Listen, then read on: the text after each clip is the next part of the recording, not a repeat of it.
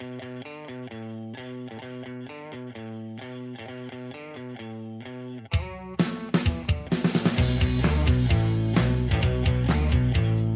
along to Two Fat Gingers Have a Conversation. I can't remember what episode this is, so I'm going to ask my good friend Len Goodman. Len? Never mind wrestling. Oh, okay. I spent this morning in an Irish bar in Brisbane watching UFC, and it was damn good. This morning. Thoroughly enjoyed it. Well, it was nighttime US time. I find these time zones very confusing. Oh, they are. It's my Sunday night. It's tomorrow morning. I get up. It's your Sunday night. And it's So my what Monday time morning. is it with you just now? It is 10 to 8 at night. 10 to 8 at night. Okay, so it's not as bad as it could have been. Not until tomorrow morning when I get up for work at 6 o'clock tomorrow morning, and it is 9 o'clock Sunday night for you. That's the bit that confuses the shit out of me. Yes, but it's more, for me, it's the fact that, I mean, it could have been a 12-hour difference, right? Which puts this at 10 to 11 at night, which is quite late. Yes. Yeah. Yes. I think there's another time zone to the east of us. And then I think that's the day line, if that makes sense. Mm-hmm. So yeah, I watched UFC this morning, UFC 213. I watched it because the female fighters were headlining Amanda Nunes versus, I think it's Victoria Shevchenko. And Amanda Nunes pulled out at the last minute. I heard this, yes. Oddly. Just like an hour and a half ago, I read this. Even though she passed and was announced fully fit by the medical staff, and she said she felt ill, and they examined her and said, well, physically, there's nothing we can find wrong with you. What it appears to have been is that she cut weight very quickly to meet the weight at the weigh-in, almost to a dangerous speed, and made herself unwell. And her opponent then doesn't get her main event fight this round anyway. They'll do it again, I'm sure. Mm-hmm. And it got me thinking, if that is the case, and they're comfortable and confident that is the case, and they've got any kind of evidence to support that, should she get her title taken off her? Because she's the women's champion. She's the female, I can't remember what weight, lightweight, featherweight, whatever weight it is, because I think they've got 3 weights in the women's division. But she's the world champion. Maybe it's because I went to see it specifically to see that fight. And it was a great card anyway. I really enjoyed it. Specifically to see that fight. Or that was the one I was most excited about. Uh-huh. And there's part of me that thinks that if she did that, if this is her own fault, and it at an attempt to cut weight really quickly to meet the weigh-in, to then kind of put a little bit more on, which they all do. They all put a little bit more on the day before. Yeah. Mm-hmm. That's fine. But if this was self-inflicted as some attempt to be at some sort of peak strength condition or something, but she cut too fast, should she retain her title, or should it be taken off of her and thrown into the ring, and the number 1 and number 2, or however they decide it, get in the ring, or get in the octagon, I should say, and fight it out for that title, and then she has to work her way back to it, because that kind of self-inflicted, people pay for this. It's pay-per-view. Yeah, I think people pay a lot of money for it. Her opponent's done out of a payday. I think the UFC have said they'll pay her something anyway, because they're making plenty of money at the moment. But there's just something about that really irritates me. I hear what you're saying. I hear what you're saying, but I think it would be harsh to do that in retrospect. She's done this, unless there's some evidence that she has done this and has messed it up deliberately to get out of the fight. Then I think doing it as a retrospective punishment that she was not aware she was going to get would be harsh.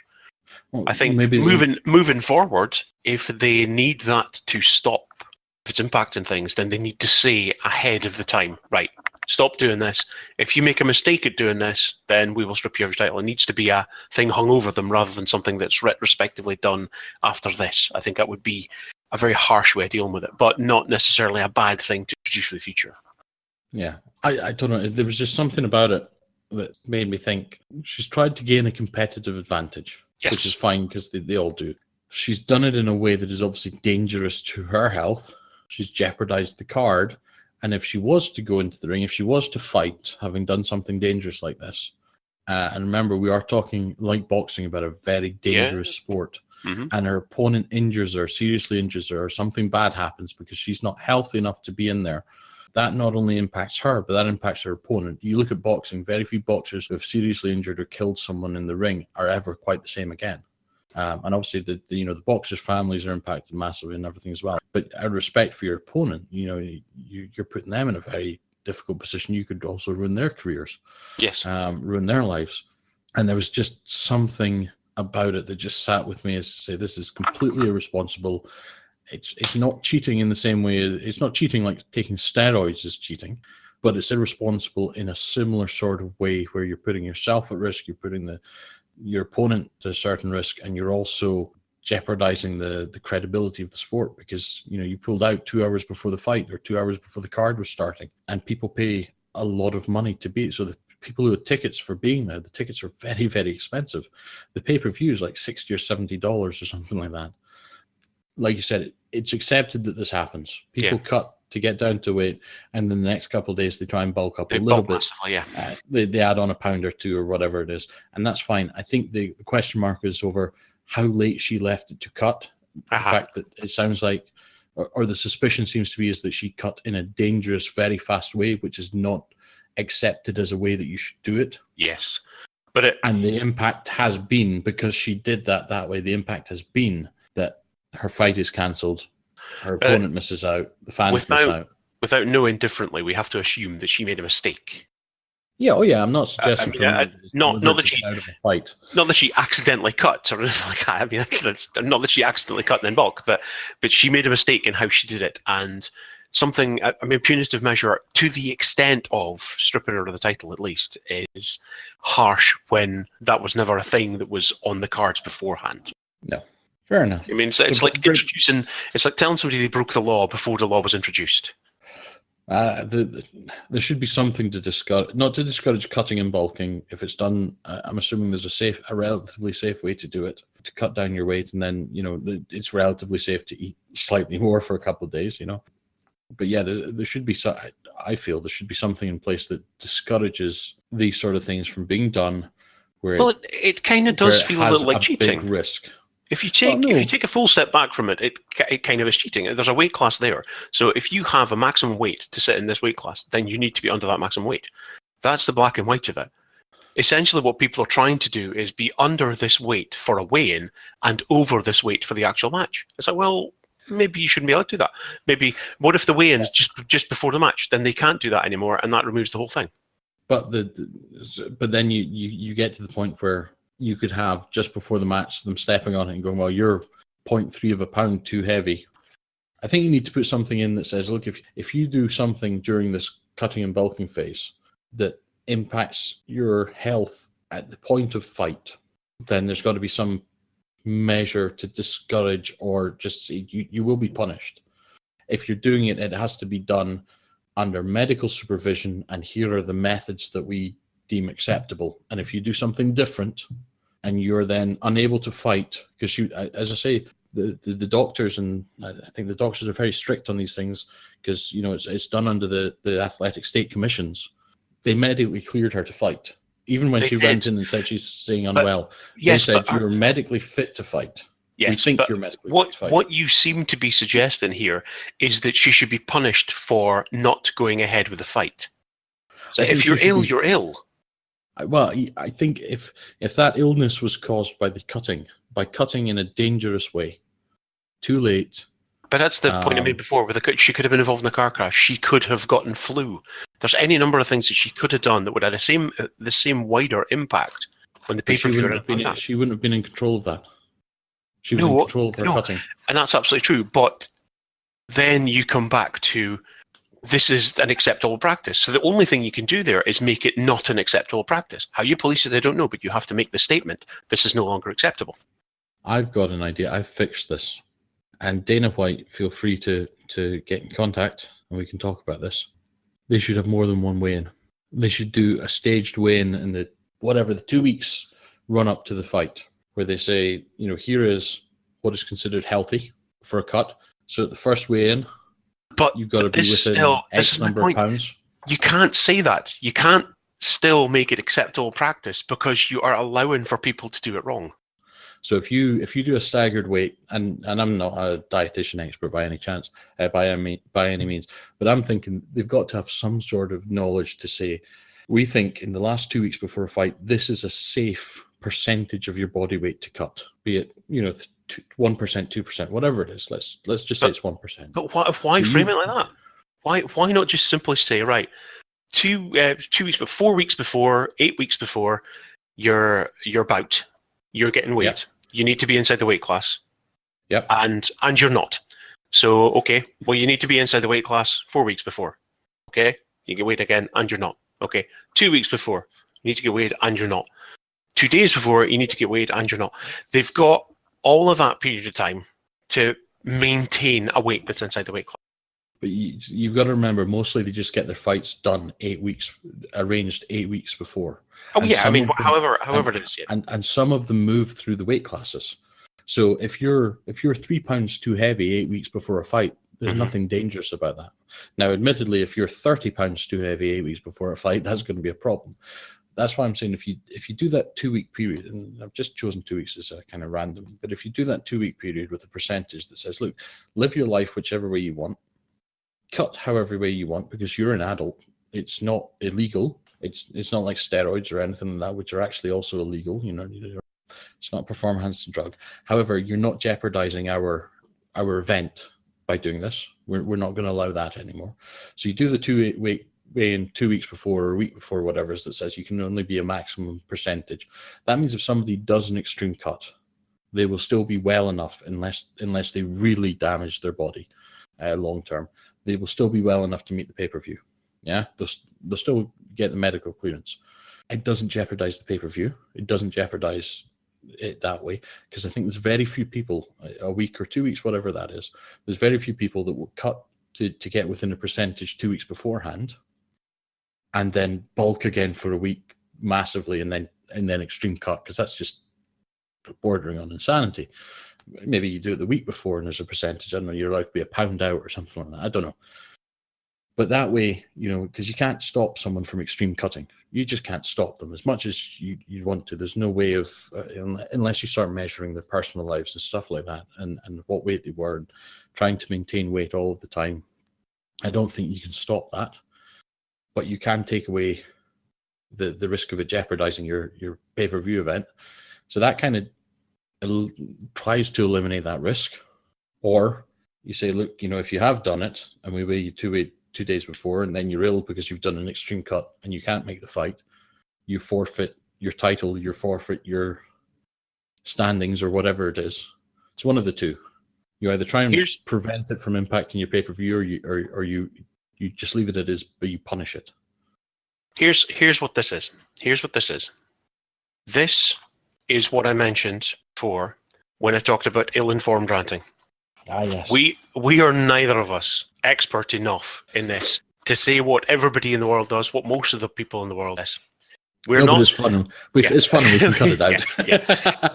We absolutely can agree on the fact that something should be done in terms of keeping the UFC combatants well enough, and so that they're not putting pay-per-views at risk, but primarily so that they are keeping themselves well enough. We can both absolutely agree on that fact.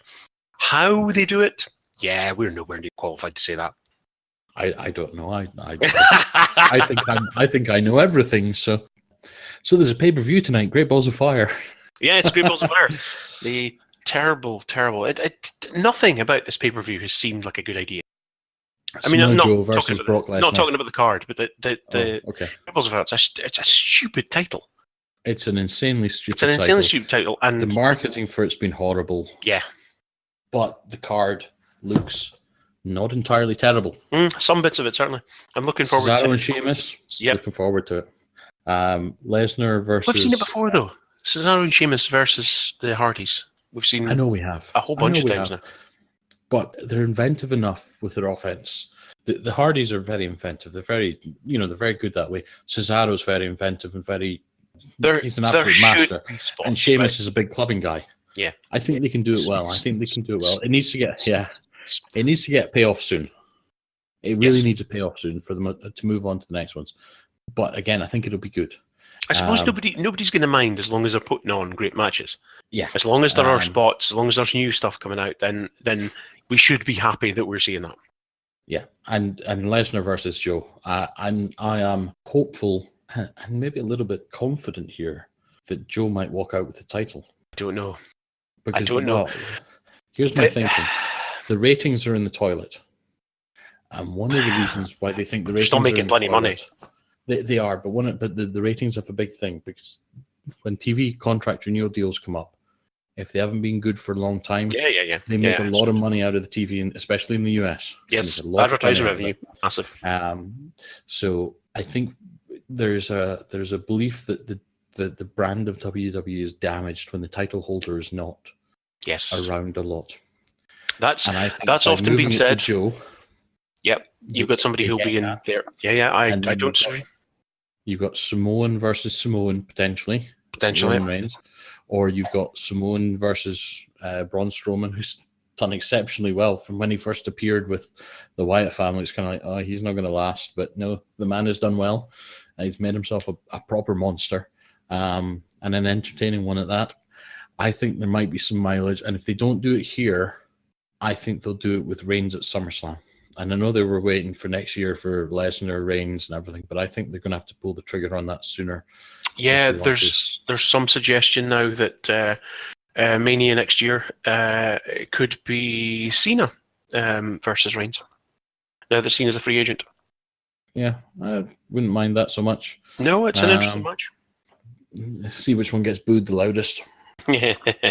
I've heard the same things as you. The title not being on TV devalues it and what have you. But if it were anybody except Lesnar, then that might be the case. Certainly, this is what I was hearing. This is what the belief was after he won it off Goldberg, was that because he is portrayed as such a beast, that all the effort, it's not being so much devalued because all the effort is going into, all the television effort is going into finding someone who legitimately feels like they could face off against him. But you could be right. It could be that from what I understand, Samoa Joe is doing way better than anybody thought he would once he's once he's been called up to the main roster. Not better than I thought he would. I didn't know much about him. I heard his name and stuff like that, but I hadn't seen him before he appeared. Once they took him into NXT, I kind of looked at him and thought, well, if they're buying into him, they'll buy into him. He's that good. But then there's so many call-ups from NXT haven't gone particularly well. But then Samoa Joe comes with the same pedigree as Styles did before. It does, but then pedigree doesn't always count for much. It seems to now. It seems to count. As I say, in this particular example, whether it was preordained or whatever, Samoa Joe has done exceptionally well. And so if they do take the title off Lesnar tonight, which I wouldn't hate at all, Joe is certainly deserving of it, then I would say it's been done. They've been able to accelerate plans because they've found someone to face Lesnar quicker than they expected to. I would say it could be. Here's a slight curveball for you. Mm-hmm. Is Lesnar still the monster he was? He can't possibly be really the monster he was, but he's still being excellently portrayed as one. Well, I don't know if he is. And here, I think that some of the shine has gone off Lesnar because he's been around too much and he's held the title too much. And I think the loss to Goldberg in 19 seconds or whatever it was, long term, has taken the sheen off of it. Because, okay, he got his redemption at WrestleMania, but he got his redemption against a 52-year-old man. And everybody saw it. Everybody knew it was coming. I think I've bought into the storyline more than you have in this case. I'm happy to believe that. I'm happy to believe that Goldberg had his number and it was all portrayed as he didn't know how to deal with the jackhammer and didn't know how to deal with the spear. I bought into it. I was all right with how it came. I mean, yes, it was fairly obvious he was going to take the title off of Goldberg. Goldberg wasn't going to manage a long run. He was going to have to defend the title more against quicker people, and it was very much set up. The Goldberg Lesnar angle was very contrived. It was, yes, they seem appropriate opponents for one another. They had the history from 2002 or whatever it was, but that was fine. I think you took Goldberg out of that and you face him against the rest of the roster. It's a lot less believable that he will do well against quicker opponents, quicker younger opponents. Yeah, but I still believe against it. I just don't have the same shine on Lesnar as I did a few years ago. They've portrayed him as this monster a lot of the time, but it just it's just getting a bit tired. For me, the only thing that's done it for me is he has been off TV just slightly too long. Yeah. They couldn't have done it. It would have massively affected it. I think the drop off would be massive if he wasn't appearing at this pay-per-view. If we were actually waiting, is SummerSlam the next pay-per-view after Battleground? It should be. August is normally SummerSlam, yeah. So if he wasn't going to appear in between WrestleMania and SummerSlam, then yes, I think that's too long. That's too long to keep the belt off the TV. I think they maybe were just slightly too long in bringing him back on TV. But it's always great to see him on TV. Even if it's just Heyman. It is, but maybe I'm just a little bored with it. Maybe it's you're just crusty and cynical. Maybe I am. Maybe I remember when he came back after Cena and Rock, and he squashed Cena, and know he had these fights with Triple H, and then he beat the Undertaker, and he steamrolled. Did he beat the Undertaker? When did he beat the Undertaker? I don't remember that at all. I think it was some off TV. It wasn't shown on the TV. Is that what it was? It wasn't on our SmackDown. So it was yeah, it was just a little Diddy weekend event. A random house show that we were at. Yeah. But yeah, and he's rolled on through, and he demolished Randy Orton and everything else. But I guess it just feels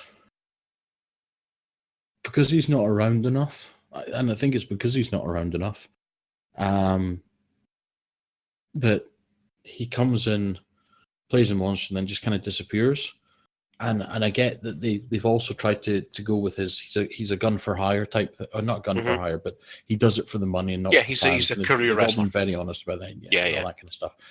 But at the same time, that means that that also for me takes away from the monster aspect, because he's a bounty hunter or something. I don't know. He was, I mean, they were building a lot when that angle was there. They were building an awful lot on the fact of his UFC legitimacy.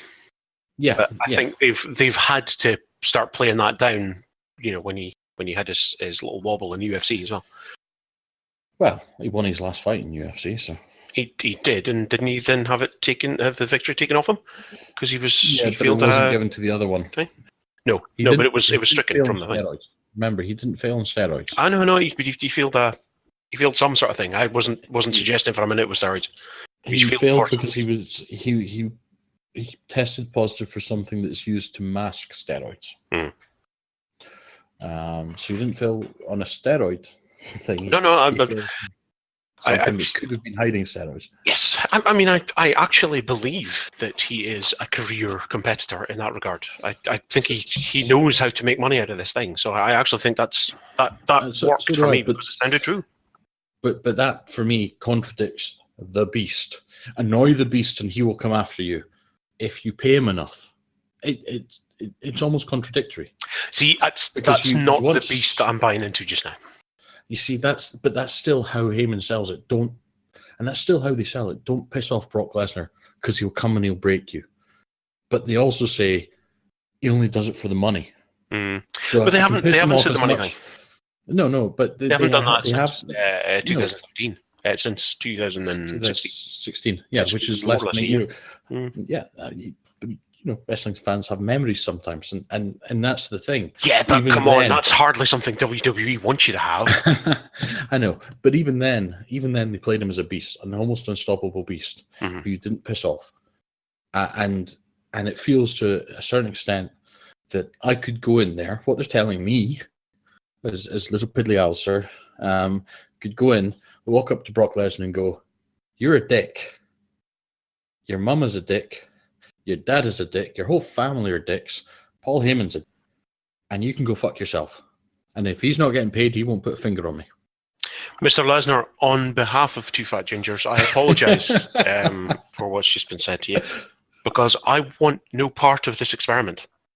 But my point was very specifically to do with the fact that I think you are, and nothing wrong with this at all.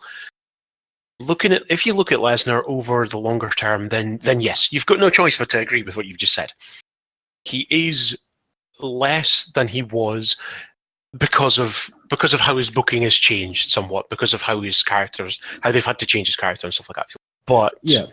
I think if you are constantly going to look at ultimately, this bugs me as well. The fact that WWE expects its fans to have a memory of no longer than 4 weeks, it seems.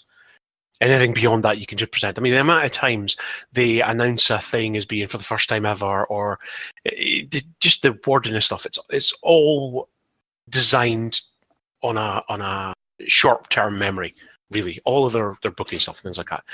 We spoke about this last time about the fact that they don't seem to do hugely long-term booking plans. You get people saying, after WrestleMania last year, oh yeah, the plan is that that Lesnar's going to hold the title for a year, and we're going to get Lesnar versus what's his face next year, Reigns next year. Yeah, and that's interesting nuggets and everything like that. But that's not portrayed in the day-to-day TV at all. No, because I think they have that plan on a whiteboard, but they just have nothing in between. Yes, that's absolutely it. But that information it's not officially made public, but it's certainly they don't hide that information either. That information is made available to people that are interested in hearing it. Yeah, but so But the programming is not based around that. The programming is all based around a short-term thing. It's going pay-per-view to pay-per-view, more or less, or certainly big 5 pay-per-view to 5 pay-per-view. Yeah, that's how it seems to be. And if you look at Lesnar purely on that, on how he's portrayed in that space, then from WrestleMania to SummerSlam, I think the Lesnar character just now is just as convincing as he's ever been. With that slight thing that it was just a little bit too long, I think, for me, before they brought him back on TV. I don't think it's harmed the title. I think that, if anything, it's actually made the title seem like this thing that, oh my God, who the hell are we going to find to take the title off him? But so let me run this by you then, and just give yes/no answers here. Don't elaborate. Just give me yes/no answers here. You get to talk for ages. I want to give long answers. No, you can give me a long answer after this, and I just want to walk you down the line. Yeah. So Lesnar beats Goldberg at WrestleMania, picks up the title. We suspend disbelief, and it wasn't him beating a 52-year-old man. He beat somebody that had his number and all that kind of stuff. That's what they wanted us to suspend our belief. Which is why he got the victories beforehand. Okay. Yeah. So he picks up the title. Okay. Yes. He then goes off TV. Right. For several months. 3. I think that's just going on 3 months, maybe even almost 4. Or he's off TV for 3 months anyway. He's not wrestling again for 4. He's off TV with the title, which I think is a bad idea, but he's off TV for 3 months with the title. Samoa Joe comes out, beats the shit out of Heyman, which is always fun to see, because Paul Heyman's great, even if I don't like the storylines in that. Paul Heyman's fantastic. Beats the shit out of Heyman, which we haven't seen for a few years, so that's fun. Brock Lesnar comes back.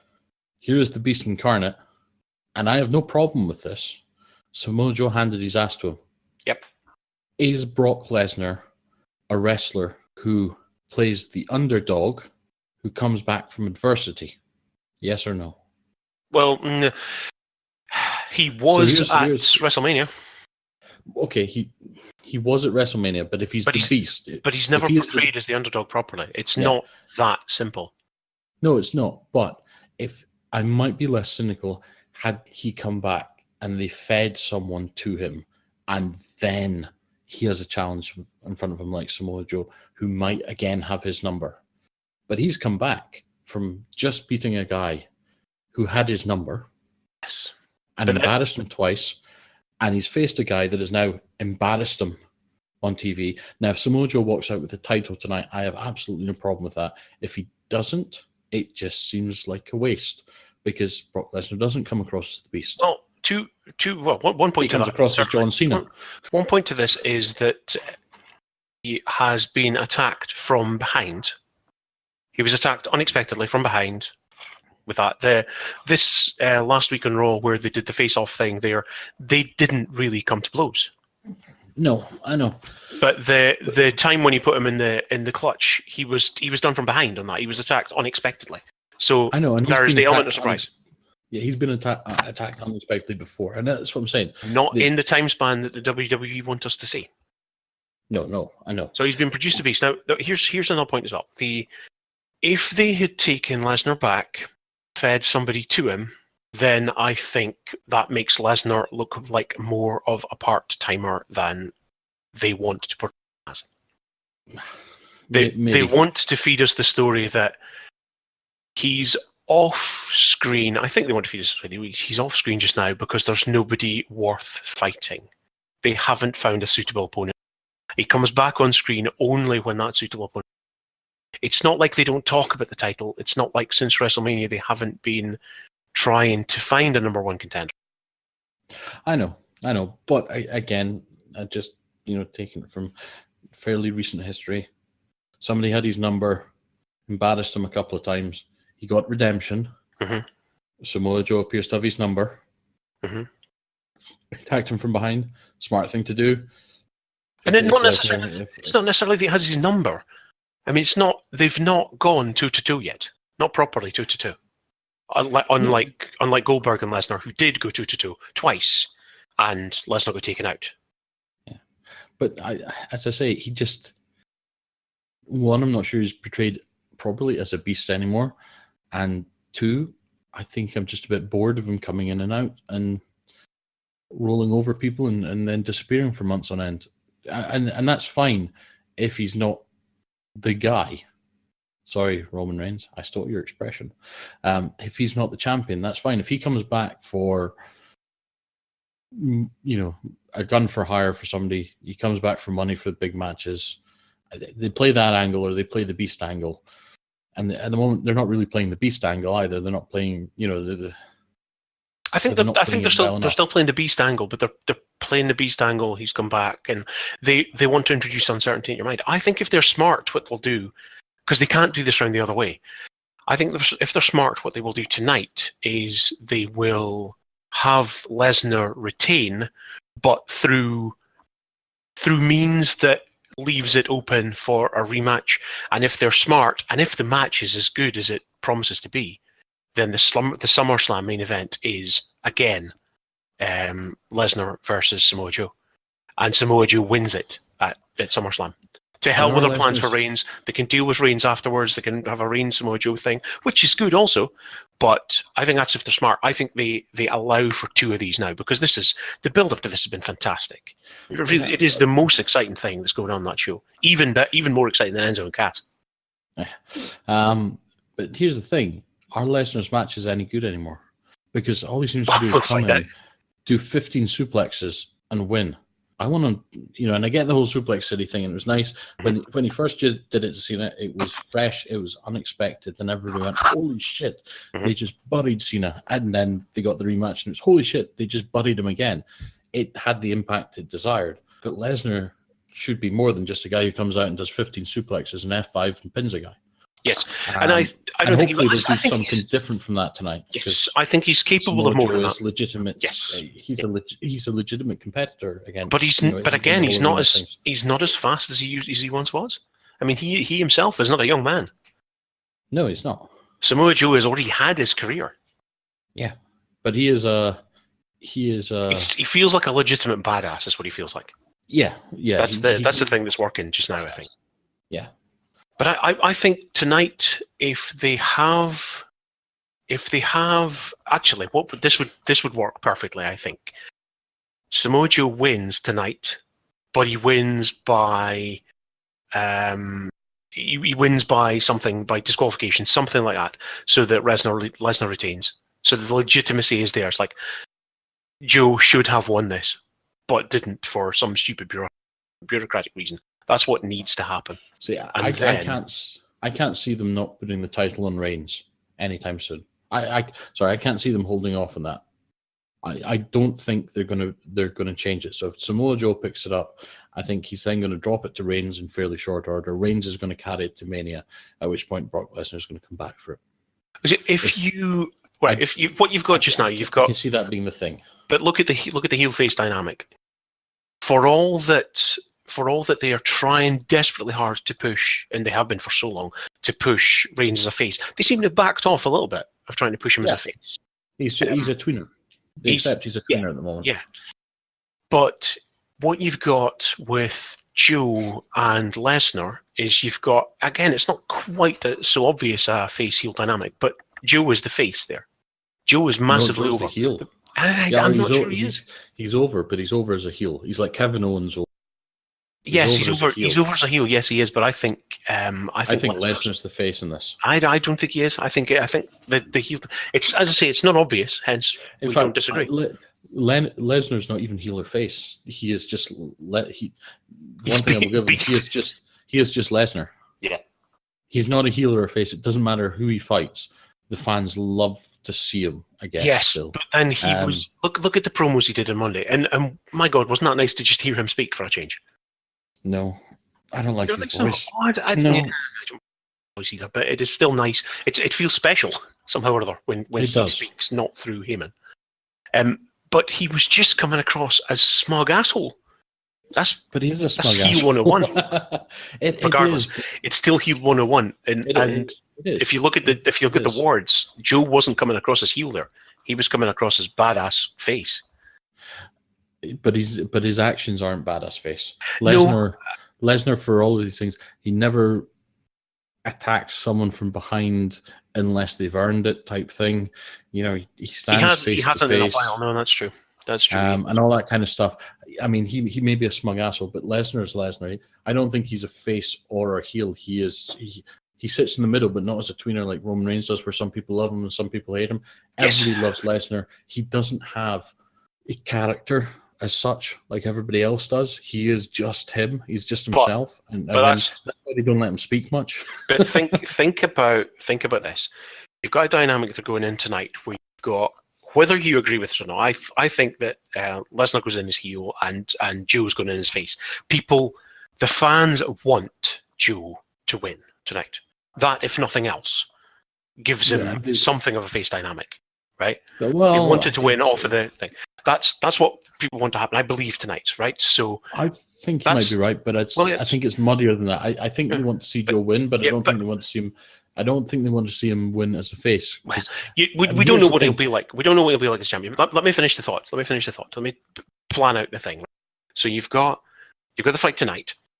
If Joe wins it, you then have a program with Joe and Reigns, and in that, I think they have to make Joe more of a heel in order to get Reigns over as a face. But I think if they're smart, they won't try. They'll have fight further down the line, Joe and Reigns, and Joe will be the face and Reigns will be the heel. And if they want to finally turn Reigns proper heel, that's an excellent time to do. Okay, so here's a question. If Joe was entering this as a face, would he have beat the shit so mercilessly out of a helpless Paul Heyman, which most faces wouldn't do, and would his attack on Lesnar have been a sneak attack from behind? He's never going to be. He's never going to be that type of face. They are. Again, you talk about heel 101. They are heel 101 moves. They are attack the manager, and then attack the opponent from behind. And I think he goes in tonight as the heel. But then Heyman's a heel manager. Again, I don't think Heyman's face or heel anymore. He is just Heyman. Like Lesnar's Lesnar, Heyman is Heyman. He comes out, he rips the crowd, and then he plays along with them. He just toys with them. I think they just sit in a little box on their own. I don't think I think rather what's happened is that they have proven so unbelievably good at being heels and so unbelievably shit at being faces that there's no question of them ever being anything else. In any situation, they will always be heel, whether it ends up going heel or whatever. I think that's where they are, rather than that they are something apart from this. I don't think they will ever play good guys. I don't think they'll ever play good guys either. I don't think they're good guys. I don't think they're bad guys. I think they're just them. They're just guys. They're just guys. They're just beer, guys. Shooting the shit. But yeah, I mean, Lesnar and Heyman are just Lesnar and Heyman. And they kind of transcend the heel face dynamic. They're not even tweeners, where some people hate them and some people love them. They're just them. That's what I think. I think it's beyond heel is where they are now, rather than some weird category that isn't face or heel. I think they're beyond heel. I think they're archetype heel. And again, I don't, because no longer does Heyman slip the chair under the bottom rope and all that kind of stuff. And but I think they don't. He doesn't do it because he doesn't need to do it. Rather than, well, that's the thing. I think Samoa Joe, if he gets a chance to cheat, he will cheat. Oh, I don't think he will. I don't think he's cheated at all. He's been because the cheating undermines the badass. All heels will cheat, and I think he'll cheat at some point. He'll cheat. There's cheating. Yeah, cheating. Cheating in terms of perhaps stepping out of the match, letting himself get counted out or something like that. That's maybe that's a heel tactic that can work and doesn't necessarily undermine the badass. But he doesn't come across as that sort of heel at all. You see, I think he does. I think he comes across as the kind of heel that if he's losing a match, he will get a chair, and if he can get away with slamming it, his opponent with it 7 times, he'll do it. He's a badass. A Guerrero. Oh, and no one's as good as a Guerrero at that. No. I always loved it. It's like, throw the chair, let the guy catch it, and then drop on your back. Drop on your back, yeah, absolutely marvelous. Yeah. I would like to see some more of that, I would say. Do you know who I think I'd like to see do that? I'd like to see Rollins do that. Oh, I thought you meant Enzo as well. Enzo would be good. Yeah. I'd like to see that as well. Yeah. God, that would be nice to see tonight as well. Yeah, that would be nice, wouldn't it? I'm so disinterested in Big Cass. He's just so boring. He is a bit on the dull side, isn't he? It's the thing. This is why the promos have been just phenomenal between the two of them. Well, yeah, that's the thing. And then the ass kicking there, but it feels very true.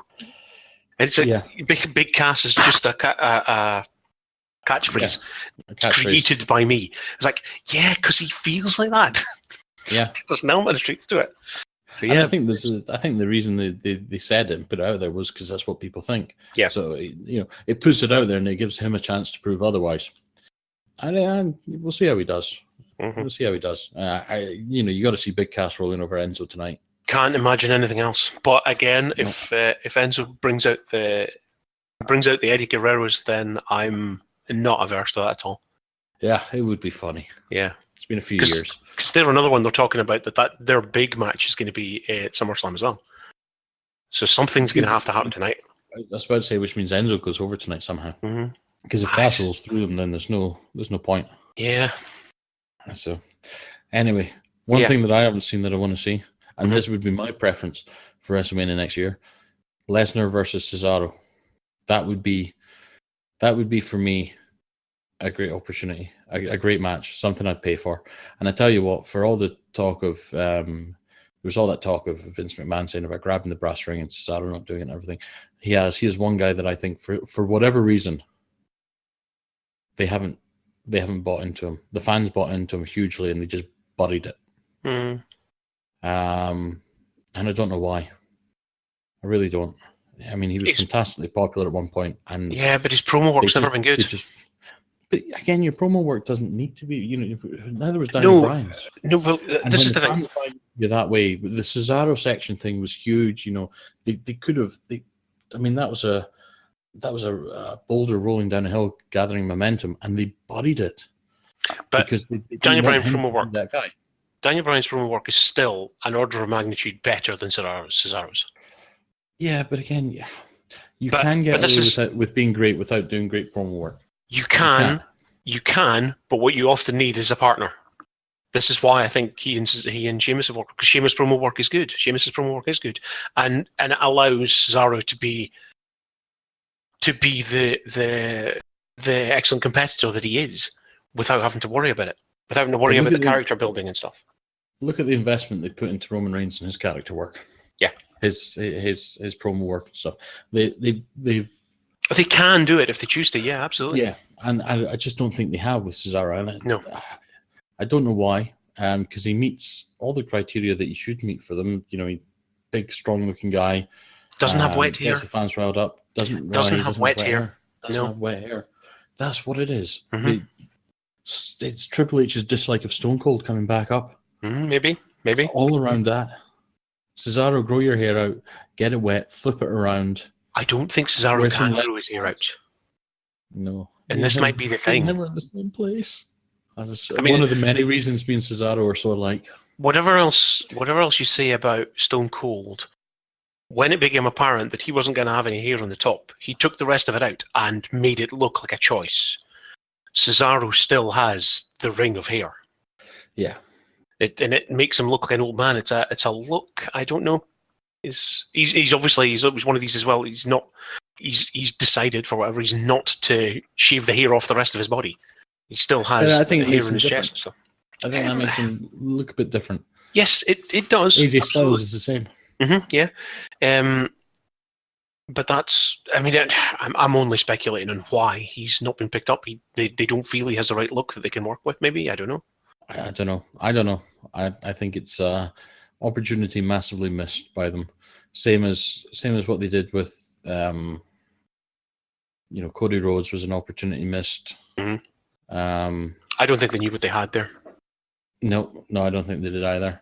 Matt Morgan, to a certain extent, he was an opportunity missed.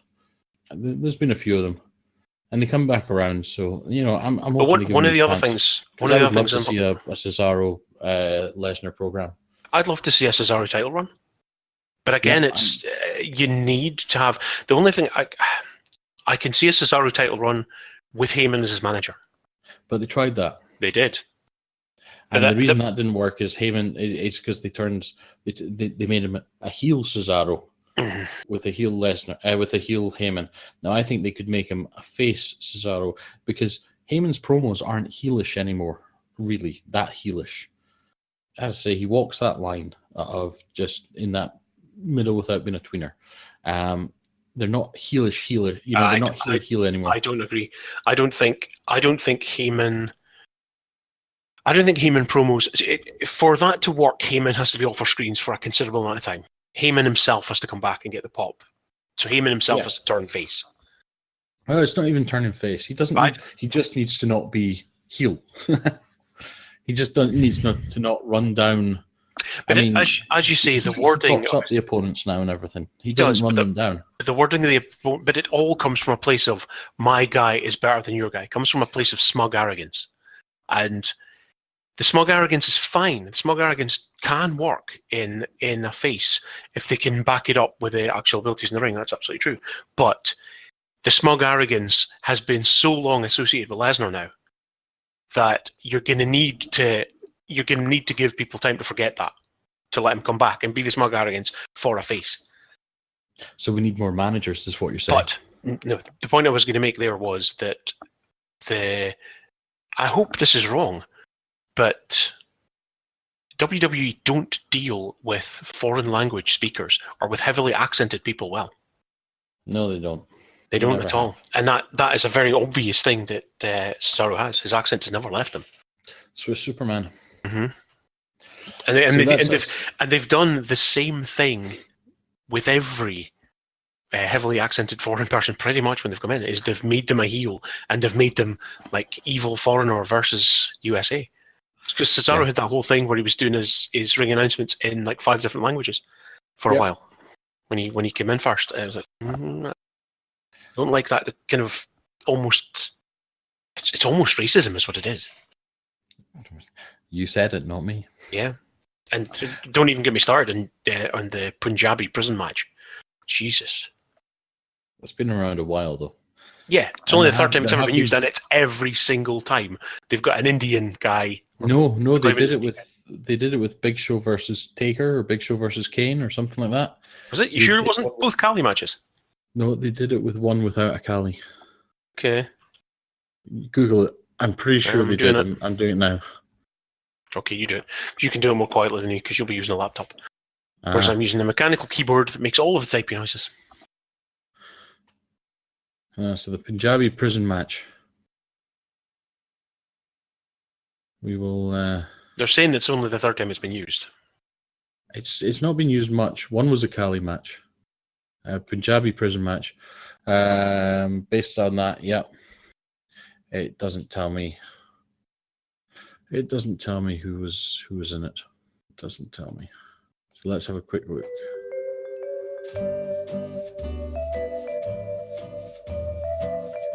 I'm pretty sure the second one wasn't.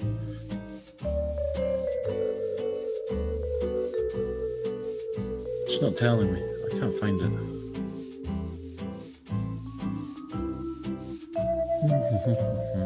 Bear with me.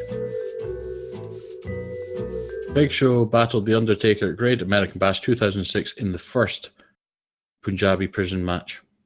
The Great Khali and Batista followed that clunker at No Mercy 2007. So the first Punjabi Prison match didn't even have the Great Khali in it. It was supposedly created by the Great Khali, so I don't know. I guess he was doing some sort of role at that stage or something. I don't know. It was supposed to be him. WWE changed their mind at the last minute when they realised the Great Khali was total horseshit. I'm paraphrasing. So there you go. But yes, it comes back to that same thing of it seems to be ruled out. So if you're saying the first one was supposed to be Khali, but is it so is it racism to base a match on where somebody's from? I'm not sure it is. But it's racism. It is, I think, racism to have ignorance of anything about a person's culture apart from one. Well, I think they've done slightly better with Mahal. It's passive racism. I'm not sure they have. He still comes out, gets a USA chance. Randy Orton is being less obvious about it, but it's still like the rhetoric is still about a bit you foreign people coming over here taking our titles. Yeah, but that's American fans buy into that as well. It is, but that doesn't make it right. Just because the fans buy into it, it's still racism. Is it any worse than a movie where the Americans are the heroes all the time, and then all the bad guys are British or whatever, or they're always European? They're always foreign. Yeah, they're always foreign, but except when they're American. Yeah, but you know what I mean. There is a narrative through the movies of Americans there saving the day around the world and all that kind of stuff. There is a difference between portraying everybody outside of America as somehow less than Americans, or about hooking American people's interest by making American characters primary focus in movies. There is a difference there. Yes, there is. I think the fans are always going to, if somebody foreign is a heel and they have pride in their country, the fans are always going to turn against it in America. They're always going to do it. And that's absolutely true if you allow for the fact that it's the wrestler having pride in their country. If you then put in the fact that this is WWE writing that person has to have fans in the country, suggests that WWE can't see past USA versus the rest of the world. Well, which is at least borderline racist. Nakamura? Oh yeah, but yeah, that's one character where they haven't done that. Kevin Owens. Well, they did the Canada thing a bit with him. They did the Canada, and he is now saying he is the face of America. There's something there. Yeah, but that's typical. Also, he's lost the title. Did you know he's lost the title? Yes, AJ Styles won it. Yeah, you got AJ. He's my man. In a house show. In a house show. Do it every so often. Yeah, every so often. In a house show 3 days after AJ Styles became the number one contender for it at Battleground. Isn't that great? Well, it's nice to see them mixing it up a bit. It'll be interesting to see how they deal with it on Tuesday. Well, they used to have the tagline, WWE, anything can happen. So yes, absolutely, yes. And periodically it does still, and that's great. And often there's reasons for it and things like that. And I was wondering if there might be a reason this time. I think one of the reasons was Madison Square Garden. They made a big deal about the whole Madison Square Garden thing, and it's always been the whole kind of the WWE. Yeah, absolutely. And it could be just that. They wanted to make it a big show. So, but then it could also be Owens is injured. That hasn't been released yet. Could be that also. Failed the drugs test. Let's hope not. No, let's call it a wellness policy violation. Yeah. Everybody always goes straight to a wellness policy violation. Oh yeah, on the roids again, were you? It's like, I didn't say roids. I said drugs. Exactly, but that's what everybody could have taken more ibuprofen than he's allowed to. Well, that's Reigns was apparently having a wee puff of the ganj, wasn't he? Wasn't that what was with him? Yeah. It was something non-steroidal. Mm-hmm. Anyway, we've yappered on for 2 hours now. We have 2 hours in. Yay! It's fine. Next week we have Dave Keith is going to join us. Okay. As our first guest. Okay. And we're going to talk to him a bit about. He's just finished filming his new one, so we'll try and we'll set that up for next week and speak to him about the shit that he's been doing. Speak to him about other shit as well because he's a big movie fan. So. Has very strong opinions on stuff. But he's got a good budget for this one, so it'll be interesting to see how it went and compare it to kind of his other experiences because he had producers on set for weeks on end as well and all that kind of shit. So proper movie. The one thing that we should make a taboo subject for him, he can talk about literally anything he likes, but let's not let him talk about the Transformers movie or Michael Bay. We can't have another one of them. No, we'll avoid that one.